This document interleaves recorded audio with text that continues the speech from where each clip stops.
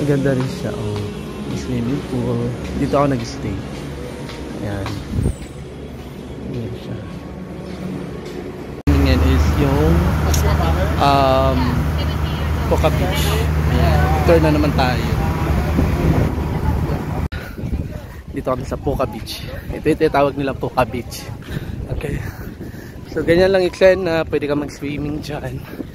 Diba? So, apakainit na. Kita mo yan. Ayan, Poca Beach. Ayan, wala doon. Ayan, Boracay. Daming tao pero grabe apakainit. Pero mag-swimming, mag-kayak, coastal kayak kayo. So, para sabi na ito yung magandang location para sa mga ganyan coastal kayak. Kasi malamig yung tubig nila dito. Okay. So, yun, punta rin kayo dito guys. Kuha kayo ng tour. Pero ako makagusto nyo murang tour. Nasa hotel kayo. Kung nga sa hotel, merong 900 lang siya. This one. Yeah. Poca Beach. Ayan. Init.